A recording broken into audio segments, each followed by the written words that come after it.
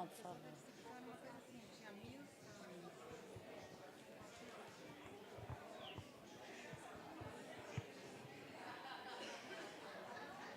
Tem lugar marcado aí?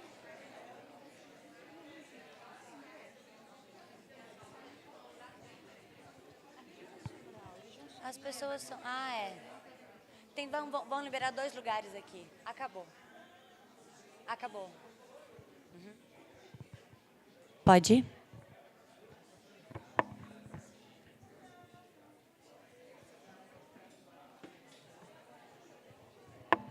Bom dia. Obrigada pela presença de todo mundo. Desculpa o pequeno atraso.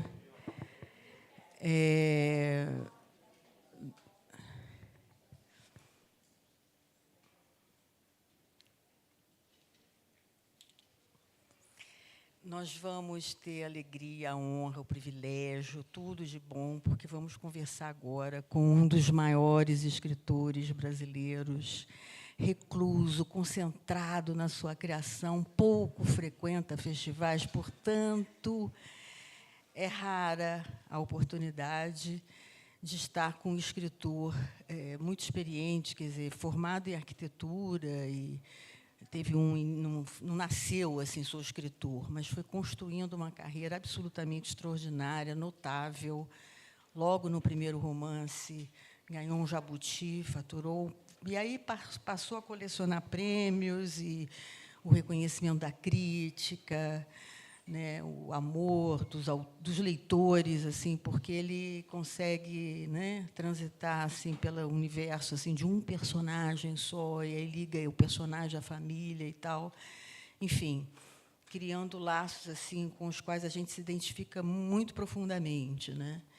E o lugar do escritor, no caso, é um título aí que a gente pensou, porque ele está terminando, está no 2º volume, quer dizer, indo para o 3º da trilogia, O Lugar Mais Sombrio, e a questão do lugar do escritor, quer dizer, no chamado novo mundo inclusivo, em que esse escritor teria que ter alguns compromissos sociais e tal, também é um tema, enfim, sobre o qual a gente pode refletir agora, nessa conversa com Milton Atum, por favor. Obrigada.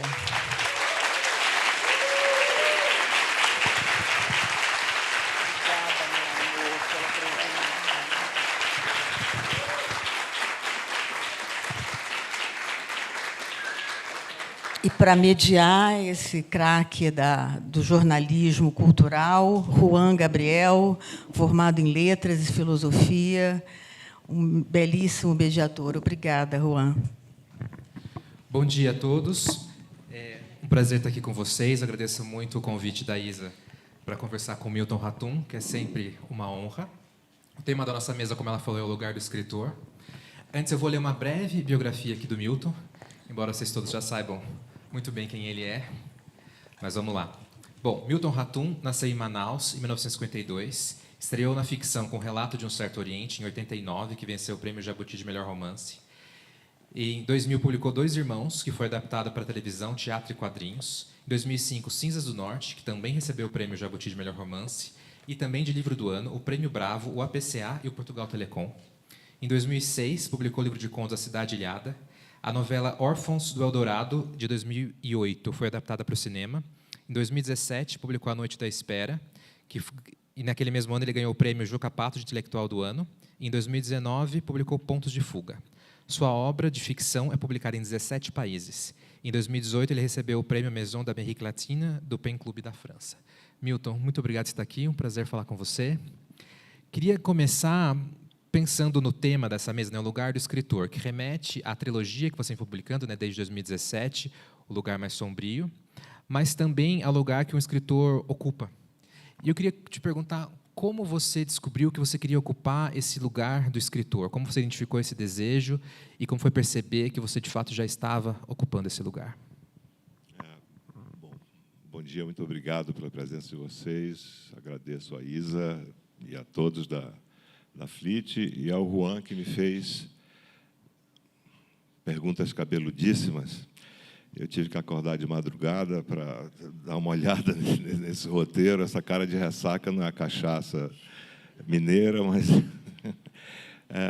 quer dizer, você está falando do intelectual público também, do lugar do escritor. Isso, acho que foi uma... hoje, o lugar do escritor na sociedade, do ponto de vista do intelectual público, ele é muito exíguo, ele é muito restrito. Quer dizer, não houve...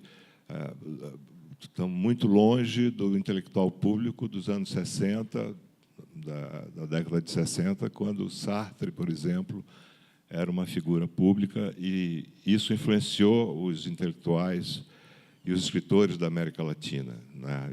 E não só da América Latina. Quer dizer, hoje, eu acho que o lugar mesmo do escritor, ele, como sempre foi, a solidão. Quer dizer, os escritores não têm mais a voz pública que tinha, né, antes. Então, hoje, eu acho que as mídias, a grande imprensa, não estão mais interessados, vamos dizer assim, na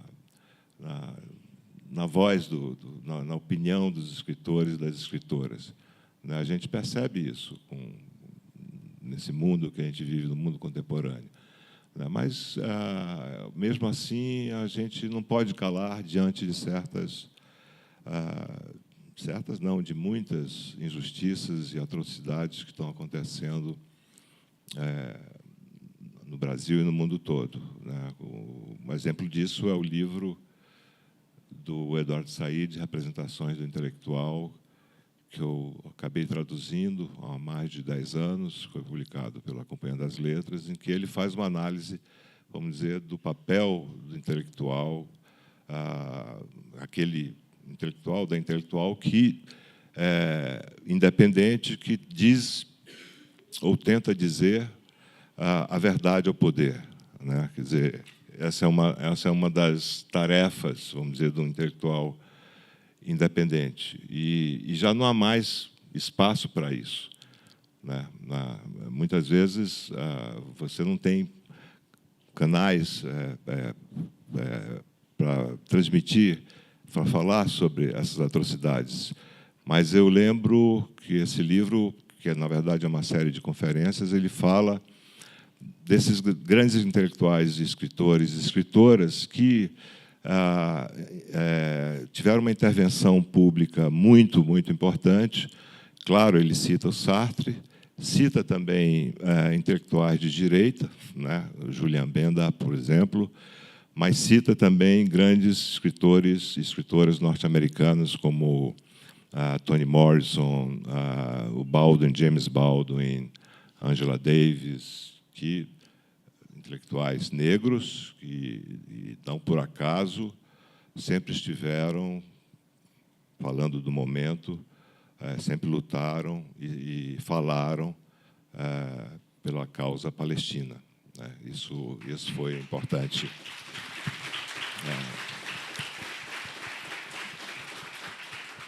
Aliás, a Angela Davis, que está atuante, né, muito atuante, sempre foi. Ela lembrou outro dia, eu vi num vídeo, ela lembrou outro dia que quando ela foi presa na década de 60, ela disse: o primeiro gesto de solidariedade que eu recebi na prisão foi dos prisioneiros palestinos. Incrível. Interessante nessa sua descrição do intelectual, né, que é um lugar solitário, me fez lembrar até um título dos seus livros, né, Um Solitário à Espreita, que é a pessoa que fica um pouco distante, mas ao mesmo tempo observando o que está acontecendo, né? Bom, pensando no seu papel, que é ao mesmo tempo um intelectual público e um artista, né, e a sua obra, embora ela seja interessada nesses assuntos, ela se sustenta por si mesma, sem precisar dessas referências ao mundo, ao que está acontecendo, à atualidade. E ela é muito povoada por artistas, né? Desde o seu primeiro livro, Relato do Certo Oriente, até a trilogia, sempre tem artistas. Tem, por exemplo, o fotógrafo Dorner, do primeiro livro, depois tem poeta, tem pintor, na trilogia tem atores e arquitetos, né? E você é arquiteto de formação. Mas acho que um dos artistas que se destaca, né, é O Mundo de Cinzas do Norte, que é o seu terceiro romance, que ele era, ao mesmo tempo, um artista muito radical, muito inventivo, muito preocupado com a maneira que ele ia expressar a arte dele e muito comprometido também com o presente dele, né? Ele faz a obra mais famosa dele, é o Campo de Cruzes, que é uma intervenção num conjunto habitacional de Manaus, que, na verdade, era completamente inabitável, né? Queria entender se o mundo ele se tornou para você uma espécie de guia do que um artista pode fazer, tanto artisticamente quanto politicamente. De certo modo, sim, mas eu não queria para mim um destino trágico dele no mundo, Nossa. porque ele morre. Eu não estou dando spoiler, porque a primeira página, quem leu o Cinzas do Norte, já é, vamos dizer, a morte dele. Eu começo sempre pelo fim, para não ter essa angústia de pensar como é que eu vou terminar isso. Então, eu já resolvo a questão logo na primeira página, quer dizer, a matriarca, 2 irmãos, está agonizante, e o mundo morre logo na primeira página, no Rio de Janeiro. Mas ele... Então, eu acho que eu tentei escrever um romance sobre a amizade dele com um dos narradores, ou o narrador principal, que é o Lavo. E também sobre a dificuldade de ser artista, não apenas durante a ditadura, mas no Brasil, de um modo geral. Então, em contraponto, quer dizer, o avesso do mundo é o outro artista, um Arana, que é um artista, começou como um artista de vanguarda e depois foi cooptado pelo poder. Foi totalmente cooptado e virou um pintor, vamos dizer, de coisas exóticas, folclóricas, né? Virou um pintor medíocre da província. E o mundo lutou contra, vamos dizer, o autoritarismo na casa do pai e da ditadura, né? O pai tinha relações com os militares em Manaus, nos anos 60 e 70. Então, acho que tem aí... Bom, aí tem outras histórias também, paralelas, e um emaranhado de histórias. Tem o tio, enfim, que tem uma relação amorosa com a mãe do amigo, e por aí vai, né? Quer dizer, com a mãe do mundo. Então, são histórias, vamos dizer, que falam muito da amizade e dessa dificuldade de você ser artista naquela época. E você tem razão, quer dizer, em todos os meus livros há, vamos dizer, deliberadamente, personagens que são poetas, atores, atrizes, fotógrafos, no caso do Relato de um Certo Oriente, ou tradutores, no caso do Órfãos de Eldorado. Tem um maluco ali, um tradutor grego que aparece naquela cidade do Amazonas, enfim, porque é também a minha, quer dizer, o meu mundo, né? Eu lembro que numa das cartas do Tchekhov, ele disse para um amigo dele, e o Graciliano Ramos depois disse a mesma coisa, sem ter lido essa carta, que nunca tinha sido traduzida ainda. Ele disse: olha, não escreva sobre aquilo que você não conhece. Essa é uma ótima mensagem aos escritores, aos jovens escritores. Quer dizer, não adianta você escrever, é difícil você escrever sobre uma coisa com a qual você não está, vamos dizer, de algum modo familiarizado. Né? Sim. Milton, em 2016, numa entrevista, 2016, bem na época do impeachment da Dilma, você falou numa entrevista assim: eu acho que me esforço mais, gasto mais energia física e mental para trabalhar nesses últimos meses do que em um período normal da vida brasileira.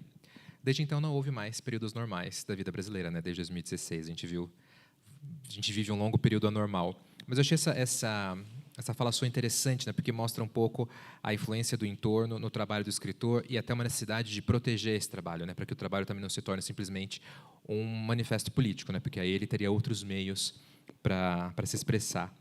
Mas como é para o escritor viver em momentos intranquilos? É melhor para o escritor viver na tranquilidade, num momento em que ele não precisa se preocupar tanto com o que acontece para além do escritório dele, ou esses momentos de intranquilidade, tensão, de conflito também podem ser produtivos para a obra artística? É difícil porque, às vezes, você quer tranquilidade, mas falar em tranquilidade no Brasil é muito difícil, não há tranquilidade.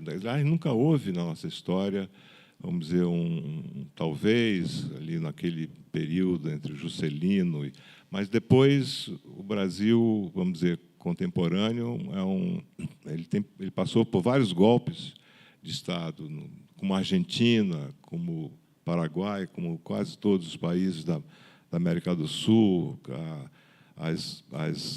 a loucura que houve na América Central, né, no começo dos anos 80, massacres, quer dizer, tudo isso, vamos dizer, perturba um pouco a vida do escritor, porque você, para escrever, você precisa o quê?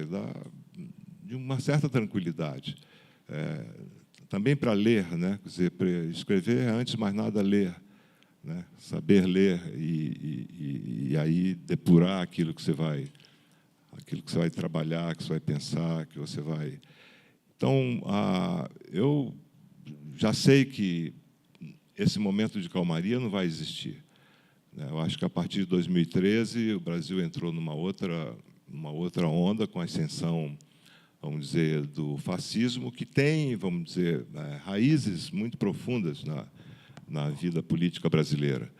Quer dizer, isso, depois a gente pode falar, que vem da ditadura e nunca mais acabou. Se você pensar na violência da polícia militar, hoje ela tem a ver com os esquadrões da morte, na época da ditadura, e com a violência da PM naquela época, que nunca foi interrompida, em nenhum Estado brasileiro, não é mesmo?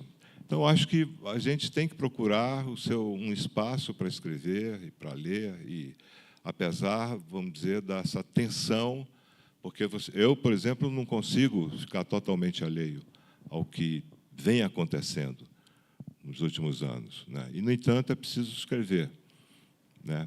Se você é movido pelo desejo de escrever, não será, vamos dizer, ou não será essa extrema-direita que vai te impedir de escrever. Ao mesmo tempo, acho que há um compromisso, vamos dizer, de volta ao intelectual público, ao escritor, de falar onde ele puder falar contra, vamos dizer, esse descalabro, né? Sim, mas você tem, sei lá, técnicas, estratégias para conseguir se proteger, para conseguir se concentrar na sua obra nesses momentos? Sei lá, reduzir consumo de notícias, ler coisas de outras épocas, porque me parece difícil, né, desligar essa chavinha para entrar na sala do escritor, onde você vai conviver com seus personagens, com seu tempo. Eu acho que o segredo está em fechar a porta, desligar o celular, ter algum tipo de bebida ao alcance. Você lembra que o Faulkner, essa história do Faulkner é engraçada, porque o Faulkner bebia, né? Ele era movido a álcool, uísque e tal. E quando ele veio visitar o Brasil nos anos 50, aliás, foi na época do suicídio do Vargas, e ele foi a São Paulo, entrou no hotel, já estava meio mamado, aí ele abriu a janela e disse: "Nossa, como Chicago está feia". Então, como dizia o Borges, né, uma caninha às vezes ajuda, ou o vinho, mas eu acordo muito cedo e me levanto, enfim, deixo meu filho na escola e a partir daí eu começo a trabalhar, não necessariamente a escrever, porque eu leio muito mais do que eu escrevo. Sim. Voltando ao que a gente estava falando antes, né, você falou sobre o autoritarismo da sociedade brasileira, e a ditadura militar é um tema que atravessa toda a sua ópera, né? Tem em Dois Irmãos, tem um poeta que é assassinado pela repressão. Cinzas do Norte fala muito sobre Manaus no tempo da ditadura e o projeto de modernização da Amazônia dos militares, né, que foi um projeto de destruição. E agora a trilogia, O Lugar Mais Sombrio, que é ambientada na ditadura, né? Ela acompanha vários jovens tentando, né, ter uma vida livre nesse tempo de autoritarismo.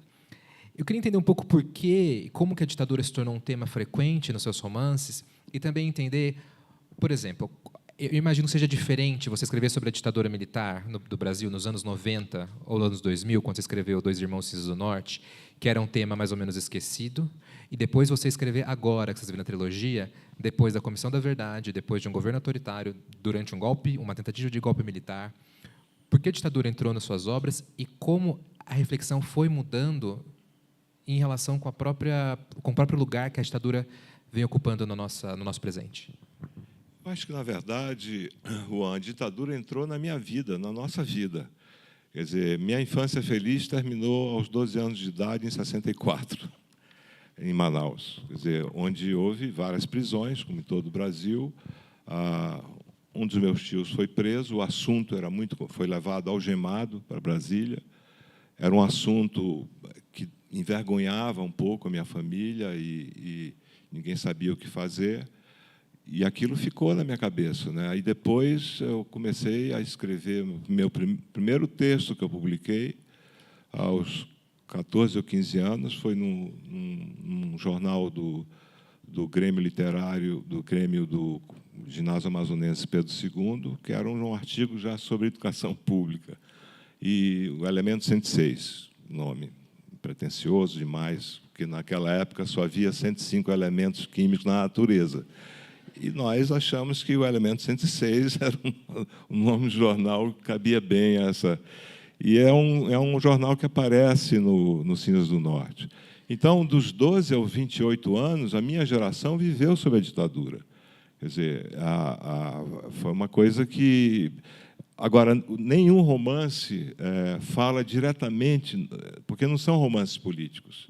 É como você bem falou, é uma coisa que está lá no fundo, né?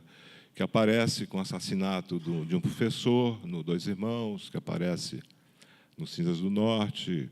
A trilogia Noite da Espera e Pontos de Fuga são ambientados em Brasília e em São Paulo, mas é um romance de formação, muito mais do que um romance político, vamos dizer assim, porque escrever um romance político exige outras técnicas e um outro tipo de construção e de trama,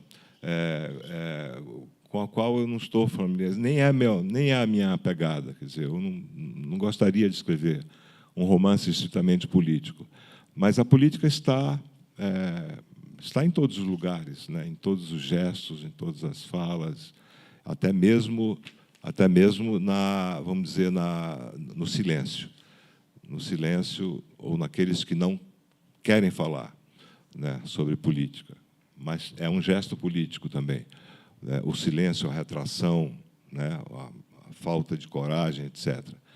Então, acho que a minha vida foi toda ela vivida, da infância, a primeira, a segunda juventude, sob a ditadura. Já em Brasília, quando eu estudava no colégio de aplicação, vários colegas e professores foram presos.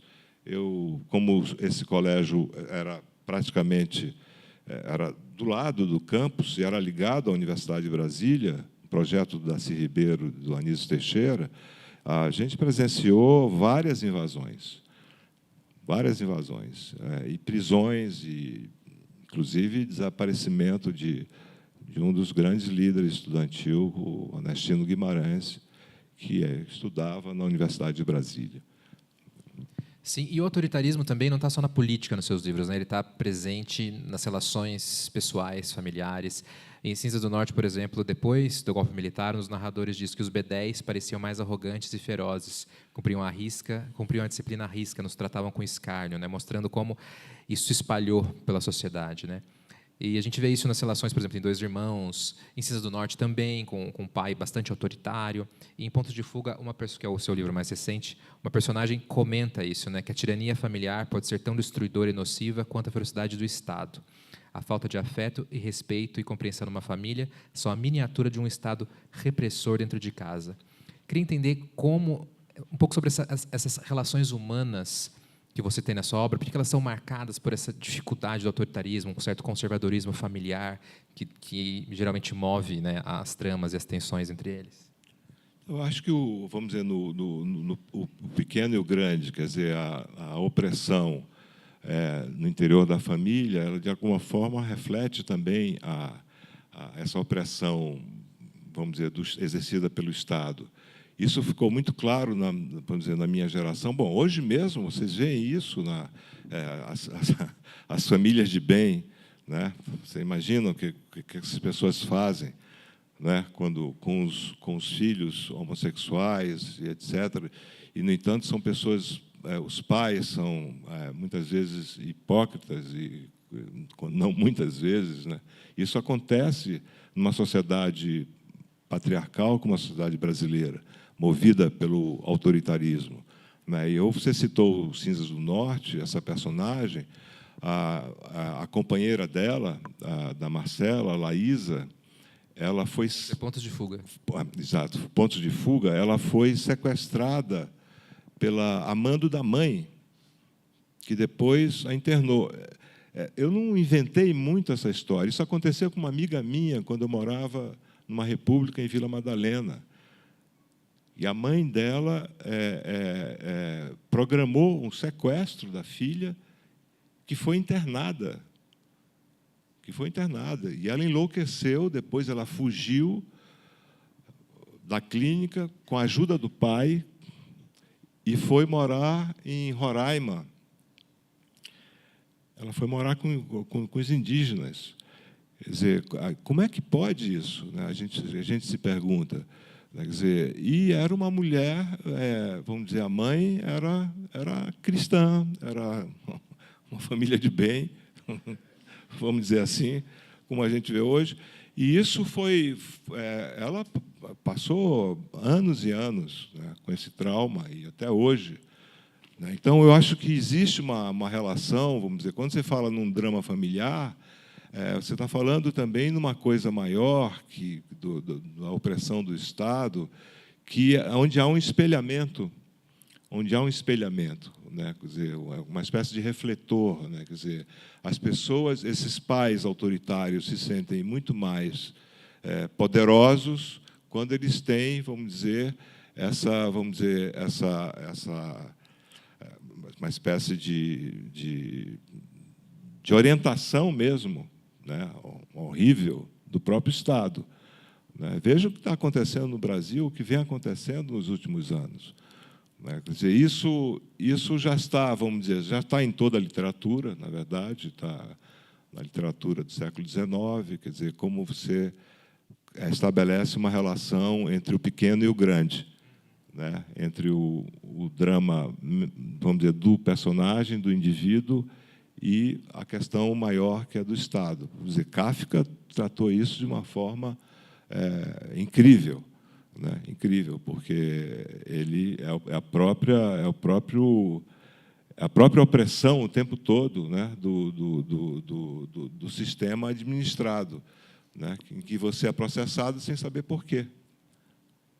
Você não sabe por quê. E, no entanto, você é levado à morte por causa disso. Né? Você não sabe por que você é assassinado no fim. Ele não sabe por que ele foi assassinado no fim, por aquelas duas figuras sinistras, né, do processo. Né? Mas há uma opressão maior que você percebe no livro, né, da instituição, o tempo todo. Né? E ele não pode lutar contra isso. Né? Eu acho que ele inaugurou, vamos dizer, esse horror, né, do sistema totalitário que nos ameaça, e agora, com aquele outro louco lá, muito mais ainda. Né? Estamos à mercê disso. Né? Milton, e você nasceu em Manaus, hoje você vive em São Paulo, e você passou por vários lugares. Né? Você já disse numa entrevista assim... você também morou em Brasília, como você comentou, na Espanha, na França. Em 2016, você disse assim: quando eu estava no começo da minha vida profissional, morei em 7 cidades. E já não lembro em quantos quartos de empregada morei na França, em quantos estúdios. E a epígrafe de Cinzas do Norte é uma frase do Guimarães Rosa, mineiro, que é assim: eu sou de onde nasci, sou de outros lugares. Queria perguntar, afinal, de onde você é? Já que você passou por tantos lugares, embora a Amazônia seja muito associada como um cenário privilegiado às suas obras, e como esses lugares por onde você passou contribuíram para a literatura que você faz? O que você encontrou de literário neles? Eu achei essa frase do Guimarães Rosa, essas duas frases curtas, resumem muita coisa, né? Porque eu poderia te responder com a epígrafe dele: eu sou de onde eu nasci e sou de outros lugares. Que o Rosa entendia, ele sacou tudo, né? Ele foi realmente genial, porque a relação, vamos dizer, dos personagens do Rosa, não só do Grande Sertão, mas de alguns contos e novelas, a relação com os estrangeiros é uma relação também profunda, né? E ele diz lá, uma das frases do Grande Sertão é: eu sempre gostei demais dos estrangeiros, né? E se a gente lembrar daquele encontro que é crucial, fundamental, quando o que seria o pai dele, o Solorico, manda ele para Curralinho, para estudar em Curralinho, ele encontra uma família turca, que são sírios libaneses, a família Assis Obaba, em que ele aprende ali as primeiras e grandes bandalheiras com a moça, com a Rosa Warda, né? Rosa Warda em árabe é rosa, então é Rosa Rosa, que remete ao Cântico dos Cânticos. O desgraçado pegou tudo, né? Foi até a língua árabe para dizer: olha, Rosa Warda é Rosa Rosa, lembre-se disso, né? Que se remete ao Cântico dos Cânticos. E ele sabia que a presença daqueles imigrantes, depois do Vupt, daquele alemão lá, que estranho, e daquele o cavalo que bebia cerveja, que era um italiano maluco, também a relação dele com os orientais, isso vamos dizer, é uma aprendizagem. Quer dizer, você ser do seu lugar e reconhecer que pode ser de outros lugares através dessa alteridade, do conhecimento do outro, e não da indiferença ou da rejeição ou do preconceito, etc. Né? Então, foi um ensinamento para o leitor, ou para mim, quando eu li o Guimarães Rosa. E o que eu fiz nos meus... Não são muitos romances, né? Foi, vamos dizer, transformar a minha experiência nessas cidades. Cidades onde eu nasci, as cidades por onde eu passei e onde eu vivi, que foram Brasília, São Paulo, Santos. Eu morei em Santos, depois Madrid, Barcelona, Paris. Nos Estados Unidos, há contos que são ambientados na Califórnia, na Península Ibérica, enfim, nos lugares por onde eu passei. Porque o que importa na literatura não é, vamos dizer, um romance, ele não vai ser melhor porque ele é ambientado numa metrópole. Seja Nova York, Londres, ou Paris, ou São Paulo, Rio, não. Não é isso que faz, não é o ambiente, é como você trata as relações humanas no romance. É isso que é determinante. Né? Quer dizer, tanto que o Grande Sertão Veredas não tem nada de urbano, e é o maior romance da nossa língua, a meu ver.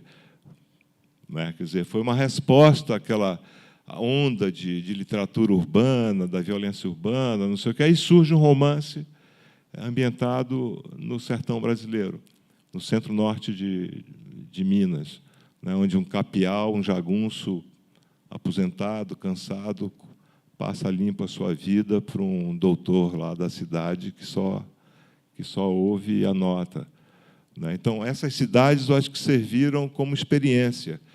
E o desafio, para mim, ou para qualquer escritor ou escritora, é transformar a experiência em linguagem.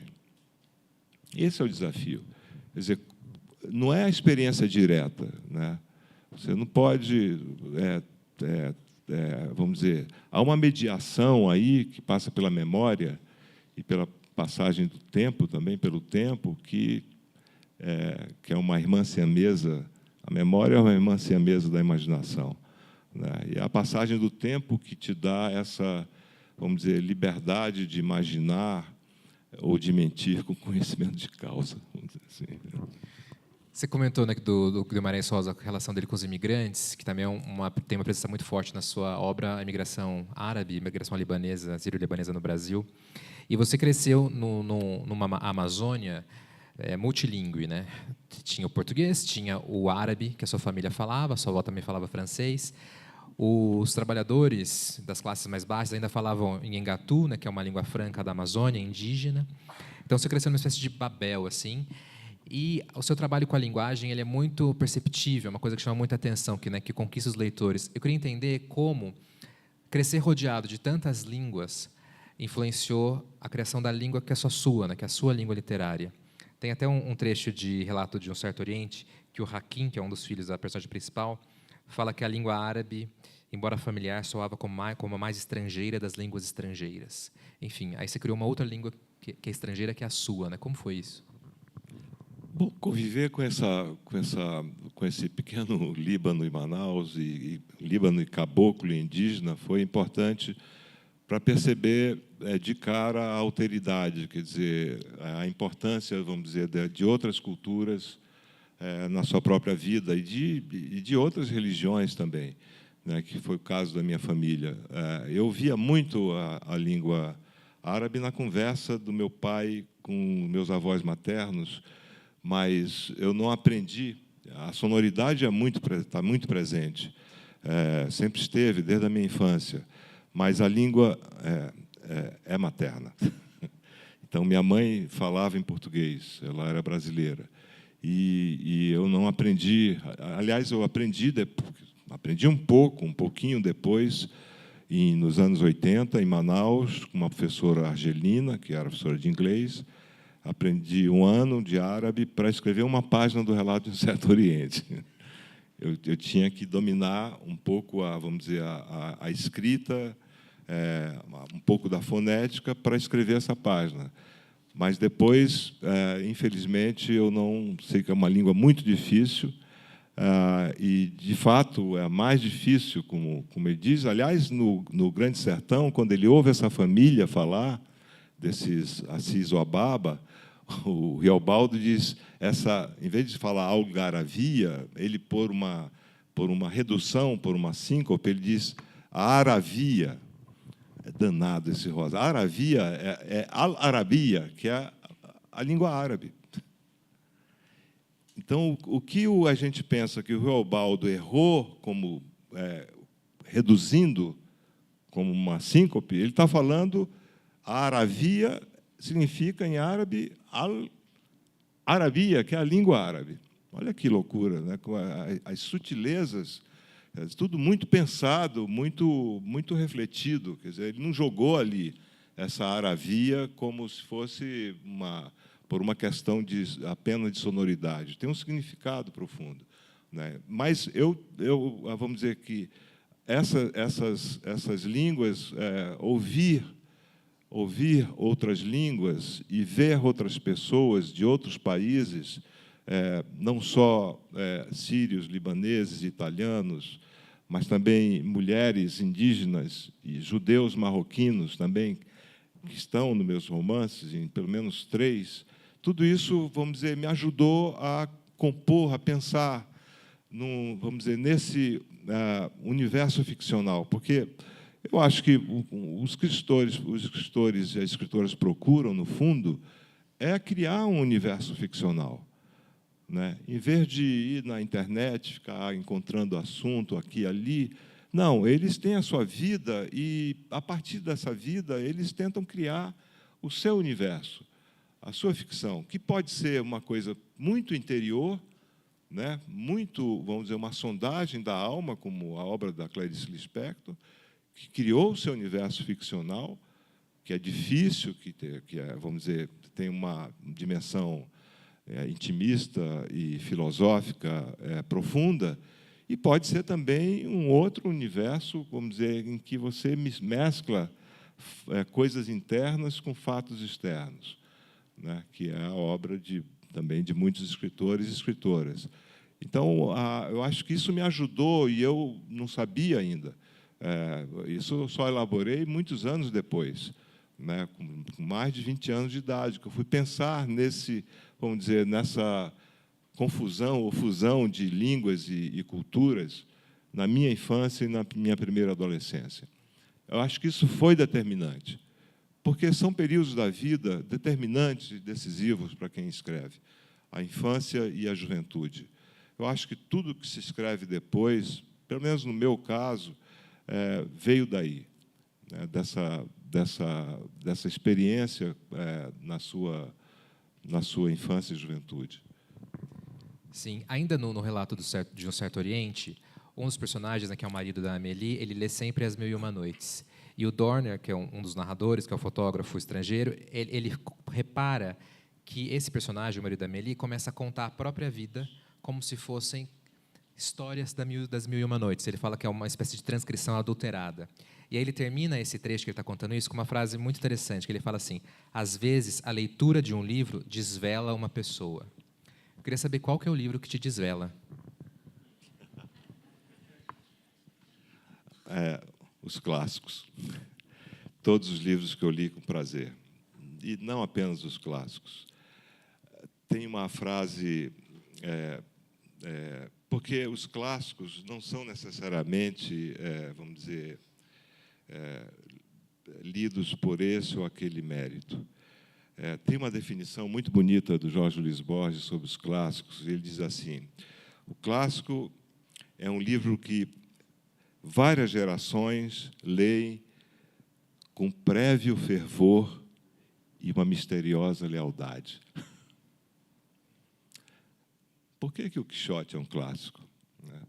Por que Perto do Coração Selvagem já é um clássico?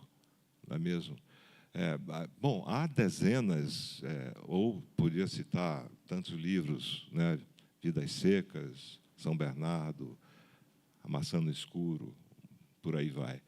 Mas por que são clássicos? Claro, há valores, há questões complexas de linguagem, de uma dimensão simbólica, histórica, psicológica, que a crítica vai trabalhando, vai desvendando, vai escrevendo e tal.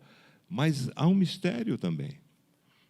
O Borges tem toda a razão. Quer dizer, essa lealdade, às vezes, é misteriosa, porque um leitor comum, que não vai ler livro de crítica nem nada, e nem precisa, mais para os especialistas, ele simplesmente adere àquele texto e às vezes não sabe por quê, porque é um mistério mesmo. Mas tem alguma coisa ali que foi profunda, né? Foi tocado profundamente com aquilo.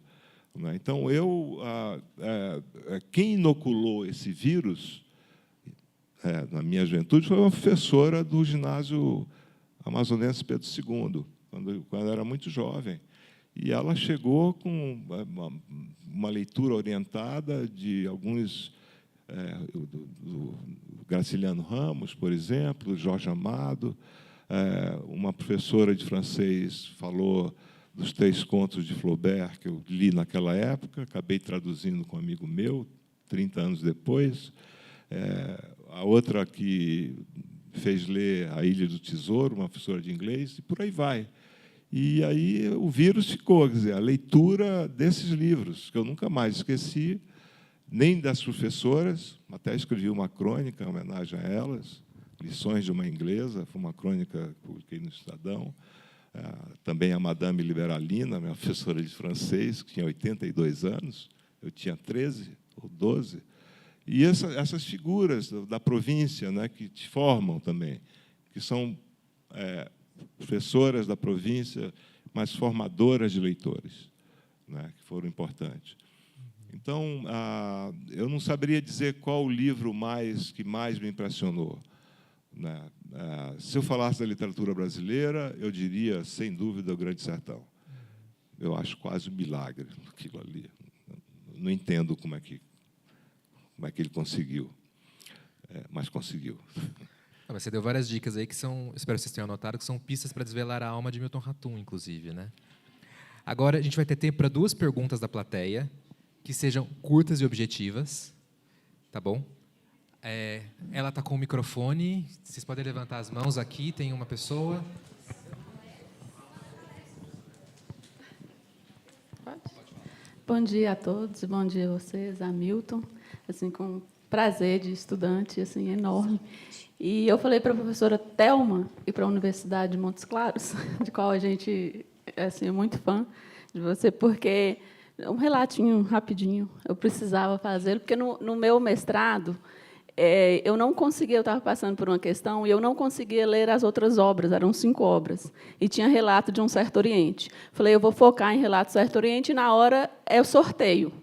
Aí sorteou o relato de um certo Oriente. Que azar, seu. E aí, que azar, eu me formei em mestre na Unimontes. 6 anos depois, eu fiz minha inscrição para o doutorado, e estava lá, até anotei um nome para eu não esquecer, porque eu estou... a emoção que se corta, né? E aí, a Noite da Espera, já em Brasília, né? Então, assim, aí, quando eu vi a Noite da Espera sua nas listas, eu falei, eu vou passar nesse doutorado. Em Belo Horizonte, passei. Então, assim, o mestrado, épocas diferentes, universidades diferentes, assim como o Relato de um Certo Oriente e esse outro que eu estou... E a Noite da Espera. Então, assim, como que você constrói a construção da memória, né, de épocas diferentes nesses romances? E assim, muito obrigada. Eu fico realmente emocionada porque eu acho que eu soube ler um pouco assim e aprender muito, sobretudo. Muito obrigado, eu que agradeço. Muito obrigado. Eu acho que, coitada, você vai ter que trabalhar agora com a Noite da Espera. Mas, enfim, né, só tenho a agradecer. Como dizia o Graciliano, sempre é bom agradecer. Milton. Eu conheci um Milton na Rua Botucatu, na época da FAO, que tinha barba e cabelos negros, né? E que faz tempo. Nós agora temos os cabelos brancos, ambos, né? E que criou uma revista chamada Poetação. E me pediu para escrever um poema que ia finalizar a primeira edição daquela revistinha de capa preta, com uma ranhura escrita em branco, Poetação. Como o tema é o papel do escritor, não, o lugar do escritor, eu quero te perguntar o seguinte, naquele 7º andar da Rua Botucatu, você fazendo a FAO, qual era o lugar do escritor daquele Milton? Era um lugar caótico, porque eu tinha a pretensão de ser poeta. Por isso que eu fui um dos fundadores dessa revista Poetação, que durou pouco tempo, quase 4 números. Mas aí eu percebi que eu não seria poeta, pelo menos... porque a poesia, para mim, é outro mistério. Você não é que você quer ser poeta, você é poeta ou não é poeta. Não adianta, porque a poesia depende... Eu acho que os poetas são iluminados. Eu tenho essa enfim, eu acho que há alguma coisa... O que é o Drummond, gente? Como é que pode isso? Ou o João Cabral, ou o Murilo Mendes, ou qualquer grande poeta, que ali tem muito trabalho, mas tem também o que o João Cabral detestava. Ele não podia ouvir falar a palavra inspiração, né? Ele tinha ojeriza, sentia uma ojeriza em relação à inspiração. E, no entanto, o primo dele, Manuel Bandeira, era o poeta mais inspirado, né? E foi por causa do Bandeira que ele começou a escrever também. Então, aí eu desisti da poesia, felizmente, cometi um livrinho horrível de poemas. Não é tão horrível assim, é que eu estou sendo muito exigente comigo mesmo. Mas depois eu parti para a prosa. Aí eu comecei a escrever contos, não na Botucatu, mas depois numa república em Vila Madalena. E a prosa é muito diferente, né? Tem outro ritmo. Eu acho que um poema, ele para se sustentar, ele tem que ser praticamente perfeito do ponto de vista do ritmo, da sonoridade, da sua brevidade, que tem um alcance geral maior, né? Quer dizer, o poema, com poucas palavras, ele diz muito, né? E a prosa, você insiste, vamos dizer, na construção das relações humanas, né, das personagens, né? Quer dizer, e também é uma maneira de você sair de si, né? Eu acho que na prosa você tem que estar fora de si.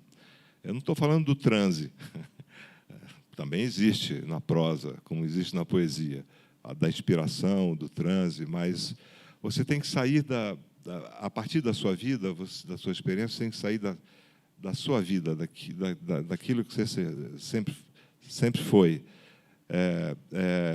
O Chekhov tem uma frase bonita sobre isso. Ele diz: dê às pessoas outras pessoas e não a sua própria pessoa. É incrível isso. Quer dizer, não copie aquilo que você foi. Dê às personagens outras pessoas e não você. Então, embora haja traços, vamos dizer, da minha vida em vários romances, eu não sou aquele Martim a minha mãe nunca desapareceu com um amante, não houve isso. A única coisa em comum com o Martim é que nós dois moramos em Brasília, estudamos no mesmo colégio e sentimos profundamente a solidão de Brasília nos anos 60. Essa é a nossa. Mas a solidão é o que move, vamos dizer, a escrita, né? Como dizia um poeta Adonis, né, que até coloquei na epígrafe, né? A solidão é a tinta da viagem.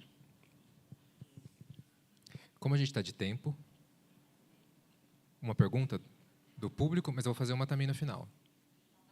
Então vai a minha. Desculpem. Milton. Enfim, agora a gente está esperando o terceiro volume da trilogia, O Lugar Mais Sombrio. Já saiu, então, A Noite da Espera, em 17, Pontos de Fuga, em 19.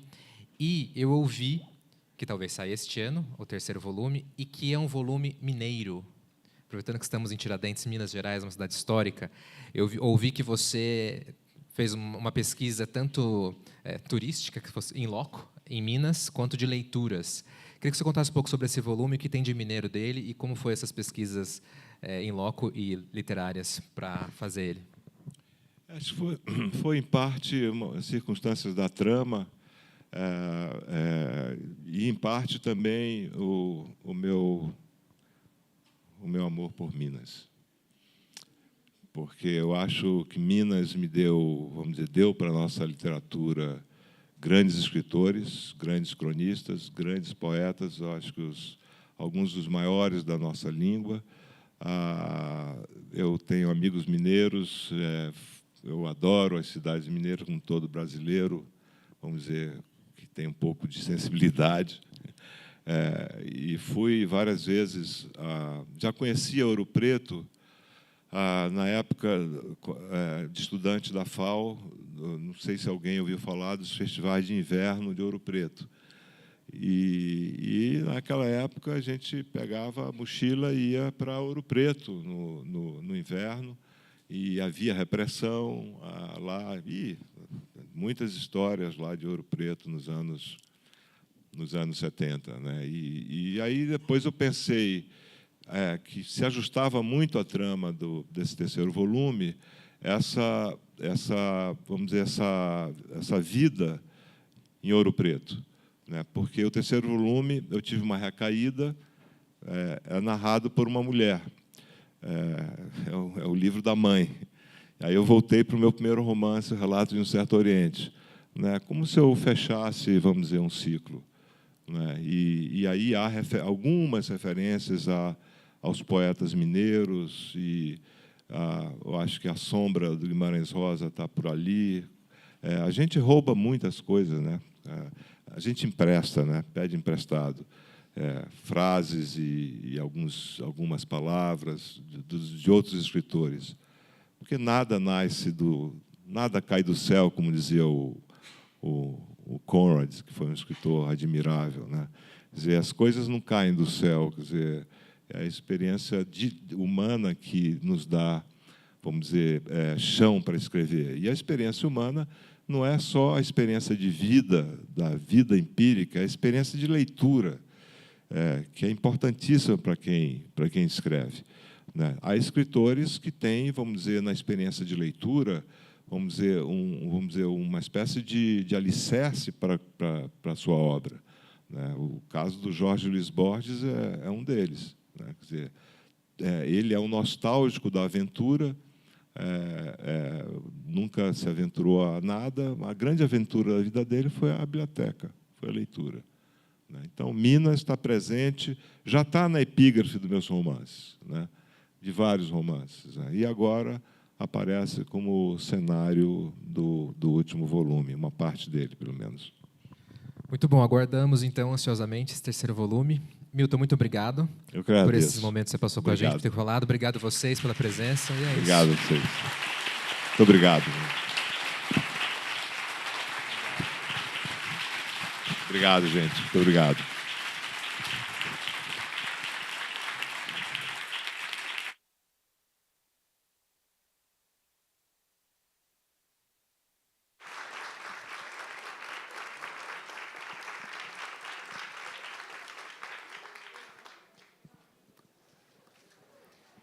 Bom dia.